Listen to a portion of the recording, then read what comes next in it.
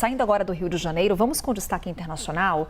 No Irã, manifestantes tomaram as ruas em várias cidades.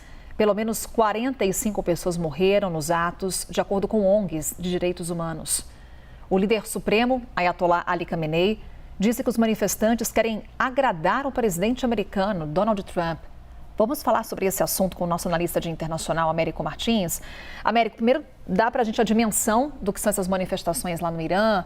Américo, o que nós temos de bandeiras trazidas por esses manifestantes e se Donald Trump também já falou sobre esse assunto, se já teve algum tipo de reação por parte dos Estados Unidos? Carol, essas manifestações estão ganhando volume, estão ganhando corpo. Elas já acontecem desde o finalzinho do ano passado e elas são motivadas especialmente pela crise econômica lá no Irã.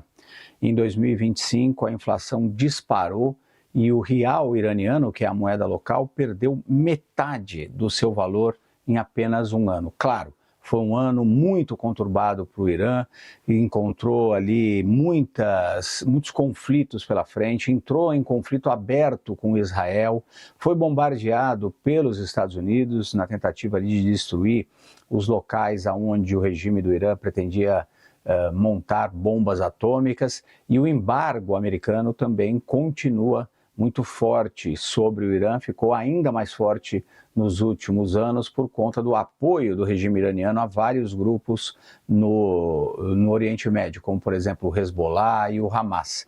Outros países ocidentais também ampliaram muito esses embargos, e essas dificuldades econômicas estão obviamente criando muita insatisfação na população. Esses movimentos começaram no finzinho do ano passado, como eu disse, e vem ganhando muito volume.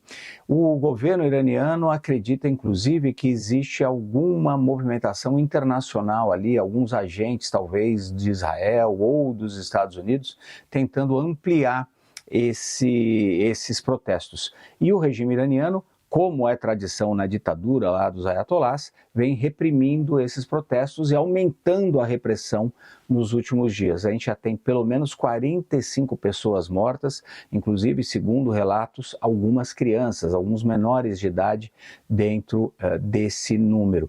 Os protestos que começaram num bazar, no grande bazar de Teherã, que é a área comercial de Teherã, é um termômetro da situação econômica e política no país, acabaram se alastrando não só pela capital, Teherã, como também a outras cidades do Irã.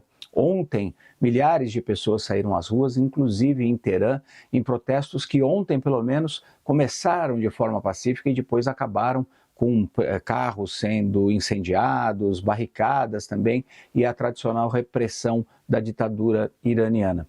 Hoje, o Ali Khamenei, que é o líder supremo do Irã, fez um discurso para a população, um discurso numa cadeia de rádio e televisão, dizendo que alguns agitadores estão tentando criar pânico, tentando criar instabilidade no país. Ele também disse que muitos deles estão agindo em nome do presidente Donald Trump e alertou que Teherã não vai tolerar nenhuma ação de mercenários e também de agentes estrangeiros. Isso mostra claramente uma preocupação do governo dos ayatolás com possível infiltração e agitação aí que seja estimulada, inclusive, do exterior.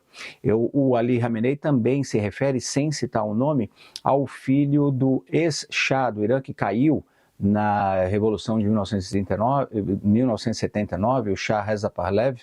O filho dele, que mora nos Estados Unidos, tem usado as redes sociais para estimular, inclusive, esses protestos no Irã. Por isso, a preocupação dos iranianos. Eles também, obviamente, estão muito preocupados com o que aconteceu na Venezuela e com ameaças do presidente Donald Trump. Eles temem ações eventualmente parecidas com os que a gente viu acontecendo na Venezuela, dessa vez tendo como alvo os líderes do regime iraniano. E o presidente Donald Trump já tinha dito, logo no início desses protestos, na virada do ano, que os Estados Unidos agiriam caso as autoridades iranianas reprimissem esses protestos, matando cidadãos iranianos. E ele renovou essa ameaça. Então a gente vê aí uma escalada dos protestos e também uma escalada da tensão entre Teherã e Washington, com os iranianos temendo muito a possibilidade de algum tipo de intervenção dos americanos. É uma região muito volátil do mundo e é muito possível que a gente tenha ali